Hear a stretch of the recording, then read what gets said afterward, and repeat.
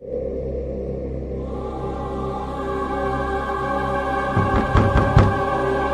भाग में आपने देखा कि मोहन को उसकी मरी हुई पत्नी दिखाई देने लगी है और उसने अपनी पत्नी को वादा किया है कि वो अमावस्या की रात उसके साथ चला जाएगा।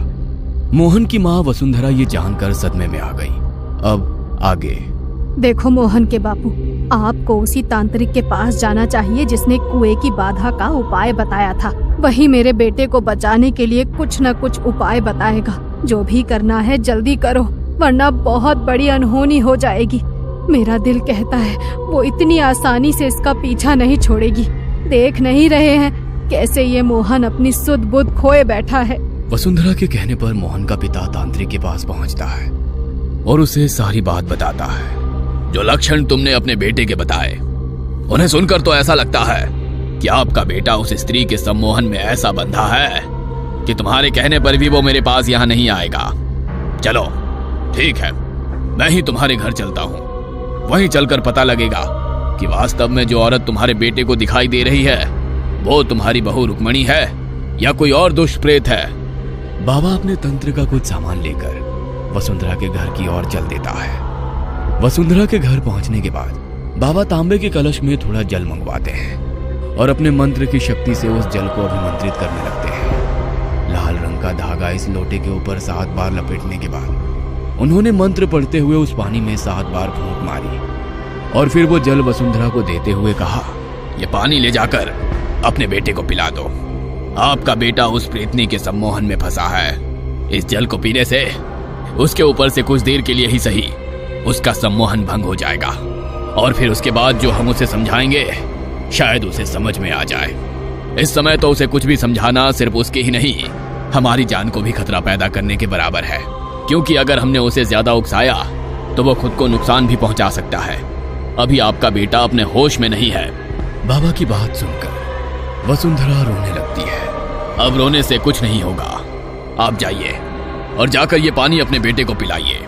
वसुंधरा लोटे का जल लेकर अपने बेटे के पास जाती है तो देखती है मोहन अपने कमरे में रुक्मणी की अलमारी खोले खड़ा हुआ है।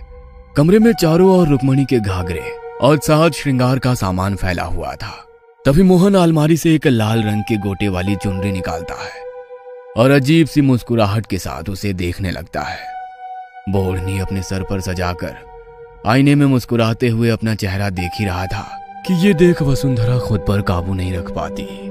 मोहन बेटा, क्या है ये सब? हटा ये चुनरी अपने माथे से। वसुंधरा की बात के जवाब में मोहन गुस्से में गर्दन टेढ़ी करके उसे घूरने लगता है। अच्छा सुनना, पूरा दिन ऐसे ही बेचैन होकर कमरे में टहलता रहता है। ये ले बेटा, थोड़ा पानी पी ले।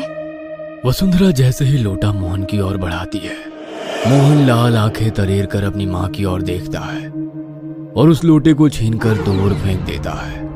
चली जाओ यहाँ से, और अगर अब मेरे कमरे में आई ना तो अमावस्या तक का इंतजार नहीं करूंगा। मैं चला जाऊंगा, बहुत दूर चला जाऊंगा। जाओ यहाँ से। बेटे का ऐसा रूप देखकर वसुंधरा डर से कांपते हुए वापस बाबा के पास आ जाती है। बाबा, वो तो अपने कमरे में मुझे पाँव भी नहीं रखने दे रहा। अब आप ही बताइए मैं क्या करूं? पता नहीं वो मरकर भी मेरे बेटे का पीछा क्यों नहीं छोड़ रही है।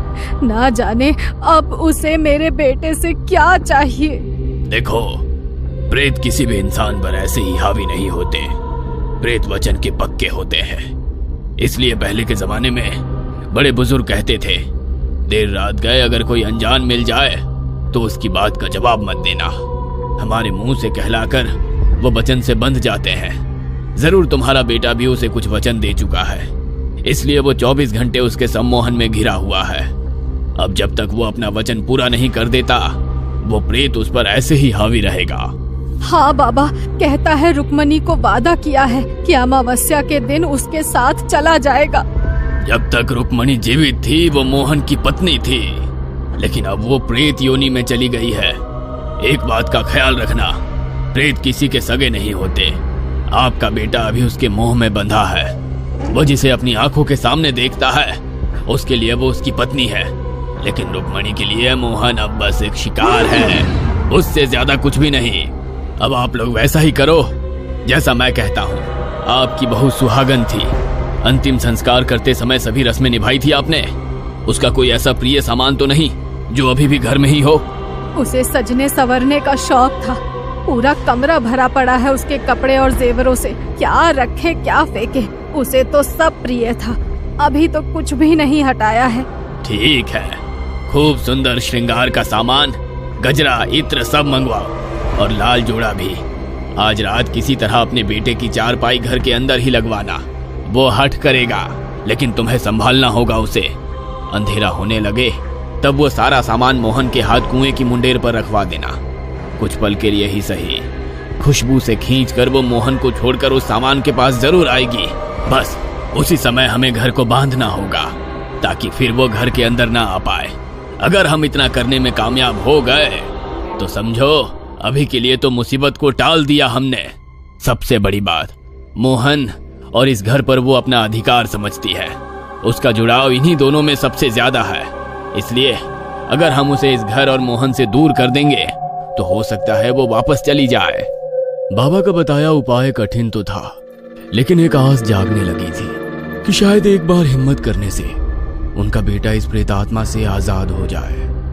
धीरे धीरे सूर्य अस्त हो रहा था और रात की कालिमा दिन के प्रकाश पर हावी हो रही थी। देखते ही देखते सूरज गायब हो गया और चारों ओर रात का अंधेरा और चुप्पी सी फैल गई।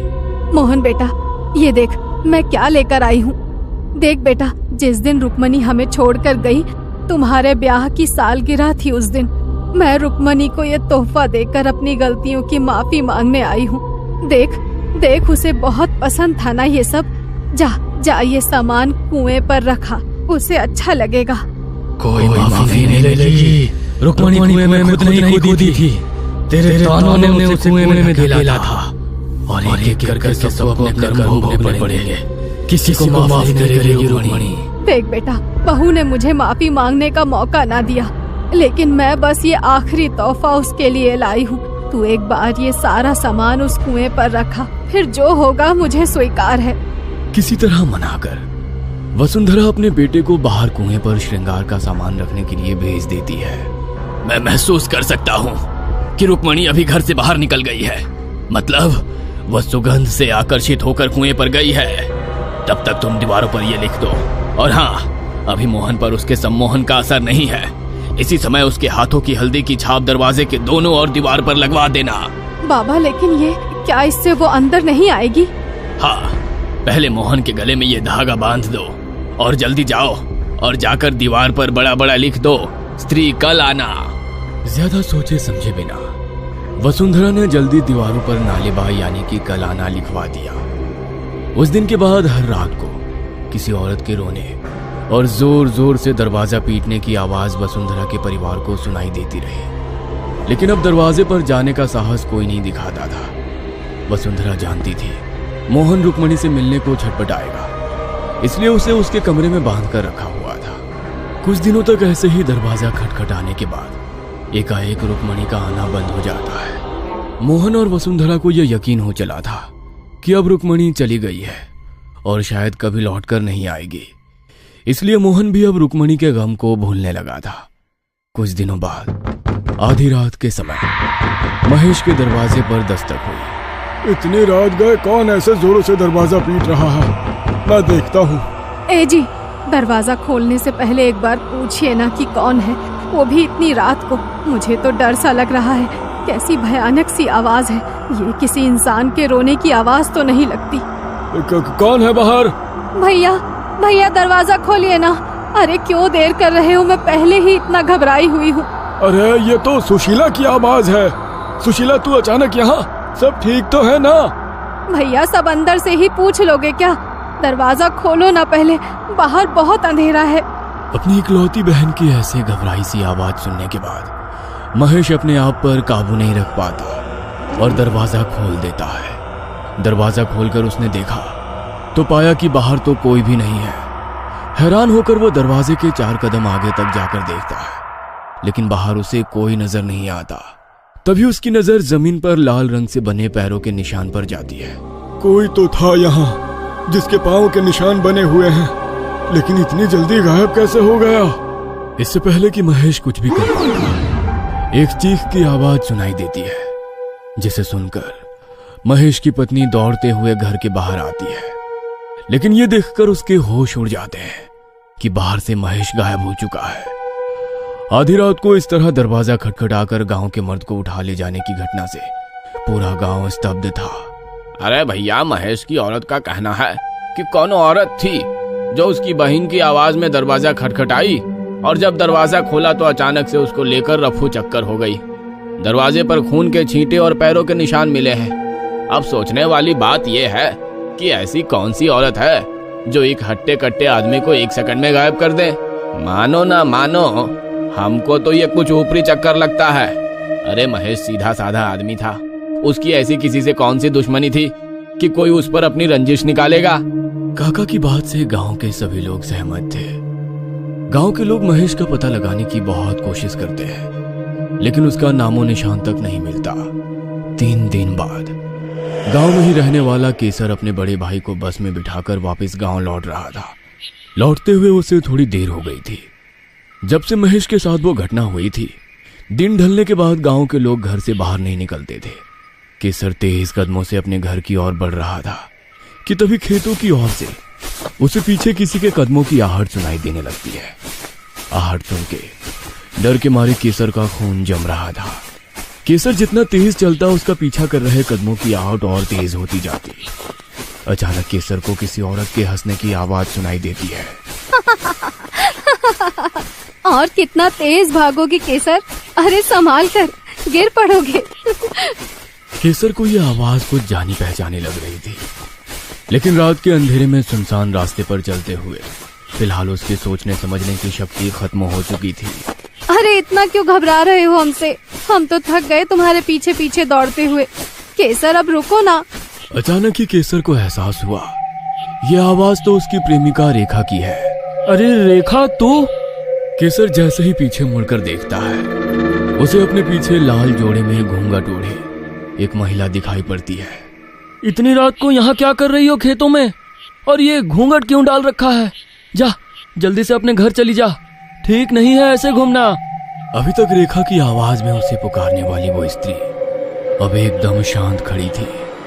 कांपते हाथों से केसर उसका घूंघट उठाता है तो देखता है घूंघट के अंदर कोई था ही नहीं। केसर चीख कर भागने लगता है और अपने घर के दरवाजे पर पहुंचकर जोर जोर से दरवाजा पीटने लगता है। इससे पहले कि उसकी मां दरवाजा खोलती, एक जोरदार चीख सुनाई देती है और केसर वहां से गायब हो जाता है। अगली सुबह गांव में हाहाकार मच गया था। यह घटना ठीक वैसे ही घटी थी जैसे महेश के दरवाजे पर हुई थी। अपने ही घर के दरवाजे के सामने से कोई आदमी चुटकियों में गायब हो गया था और पीछे रह गए थे केवल वो लाल पैरों के निशान और खून की छींटे। अब तो गांव के लोगों में डर का ऐसा माहौल बना कि रात को क्या, दिन में भी घर से बाहर निकलने से पहले गांव के आदमी घबराने लगे। जब कोई और उपाय ना सूझा तो सभी लोग मिलकर फिर से तांत्रिक बाबा के पास पहुंचे। ठीक है, मैं खुद आप लोगों के साथ चलकर देखता हूं कि गांव पर यह कैसा संकट आन पड़ा है। बाबा ने गांव में जाकर पैरों की उन निशानों और खून की छींटों को देखा और फिर अपनी कुटिया में लौट आए। कुटिया में आकर बाबा ने ध्यान लगाया ताकि वे गांव से गायब हुए लोगों के बारे में जान सकें। जिस बात का मुझे डर था आखिर वही हुआ। रुक्मणी एक बार फिर से लौट आई है और इस बार वो बहुत गुस्से में है। पहले तो उसने मोहन को अमावस्या तक का समय दिया था, लेकिन अब तो वो सीधा मर्दों को उठाकर ले जा रही है। लगता है अब वो गांव के किसी भी आदमी को बख्शने वाली नहीं है। बाबा, क्या ऐसा कोई उपाय नहीं है कि वो हमारे गांव से चली जाए? वही उपाय करना होगा जो मोहन के परिवार ने किया था। गांव के सभी लोग अपने घर की दीवारों पर स्त्री तू कल आना लिखवा दो और उसके साथ ही घर में जितने भी मर्द हो सबके हाथ के हल्दी के निशान दरवाजे पर छपवा दो। जिसके भी घर में जवां मर्द है वो सब श्रृंगार का सामान उस कुएं के पास रख देना। बाबा की कहे अनुसार गांव के सभी लोगों ने अपने घर की दीवारों पर बड़े बड़े अक्षरों में कल आना लिखवा दिया। मेरे कारण ही गांव के इतने लोगों की मौत हो गई।